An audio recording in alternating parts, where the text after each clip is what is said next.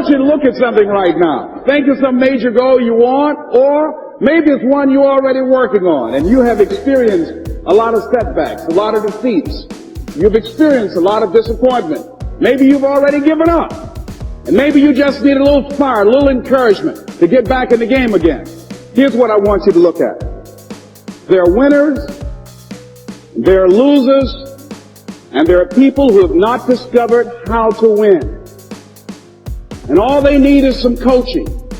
All they need is some help and assistance, just a little support. All they need is some insight or a different strategy, a plan of action to make some adjustments that will open up the key to a whole new future for them, that will give them access to the unlimited power that they have within themselves. That's all that they need. So what I want you to do is think about something you want for you, that's real for you, that's important for you, that will give your life some special meaning and power. And I don't even want you to say, I can do that. I don't want you to assume that. See, 5 years ago when I started out in this area, I would not have been able to make the mental leap that I would be up to where I am right now. I don't want you to begin to just psych yourself out. No. I want you to be able to say something to yourself that will enable you to maintain a level of integrity with yourself. That when you say this, even when you face tremendous setbacks, it will be a benchmark to keep you in the game, to keep you moving forward and experimenting and readjusting your strategy and your plan of action, continuously looking for ways to win. So what is that something? When you got an idea you want to move on, you might not have the money, you might not have the education, you might not have the support or the resources you need. What is that something that can keep us going, that will enable us to act on our dream? What's one of those keys that will begin to help us to discover the secrets to our dream? Here's what I want you to repeat after me, please, with power and conviction. Say, it's possible. That's all I want you to do when you look at your dream. Just say to yourself every day, it's possible. Just say that every day to yourself, it's possible. Because what does that do? See, it begins to change your belief system. See, the way in which we operate, ladies and gentlemen, it's a manifestation of what we believe, what's possible for us. Whatever you've done up to this point, all that it really is a duplication, it's a reproduction of what you believe subconsciously that you deserve and what's possible for your life. Most people operate out of their personal history, out of their memory, things they've done, things they've experienced, things they've seen, things that they have observed. What I'm suggesting that you operate out of a larger vision of yourself. I want you to see yourself doing what you want to do, experiencing what you want to experience, having what you want to have, doing what it is that gives your life some meaning and value. Operate out of your imagination, not your memory. Because whenever you look at where you want to go, I'm wanting to warn you, you will have some conversation back here after you go through the data that you've experienced in life saying you can't do it. And so what you want to begin to do is ignore that inner conversation. Well, most people, ladies and gentlemen, when something happens to them, what they do is they begin to believe that that's the way it is. That's the way it's always been. And they can't see the possibility of it being any different. Example. Before April 1954, the common belief, the universal belief, because it had been tried again and again and again and people had failed, the belief was that man was not physically capable of breaking the 4-minute barrier, that he could not run a mile in less than 4 minutes. That was the belief on the planet. It had never been done. But here's what happened, ladies and gentlemen.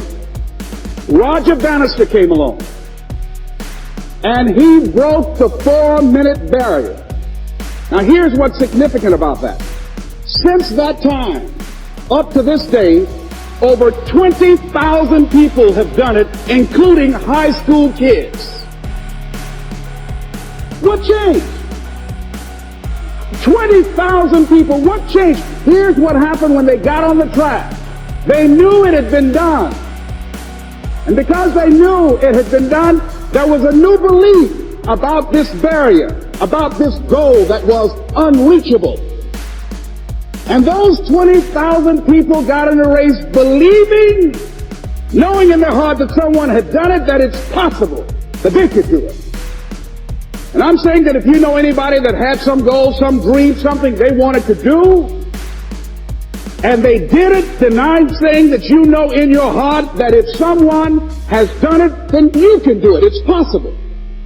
And that if someone can make their dream become a reality, that it's possible that you can make your dream become reality. And so as you begin to look at where you want to go, beginning to embrace that, it's possible. I'm blessed and highly favored. I've got a lot going for me. I got some good stuff in me. And it's possible that I can bring my greatness out here in the universe. That I can do what I want to do. It's possible I can write my own book. I can have my own business. I can take the trip and travel around the world. It's possible. I can bounce back from adversity and reinvent my life. It's possible. Regardless of where I am, that things can get better for me. It's possible. I'm thinking about two men right here in Chicago who were fairly successful, similar background, educated. They worked for a corporation for many years, and they were among many people that were laid off. Two guys who were very good friends. One went out looking for a job for several weeks along with the other one, and they faced disappointment and rejection again and again and again. They couldn't find any work, which is the story of many people across this country. One guy stopped.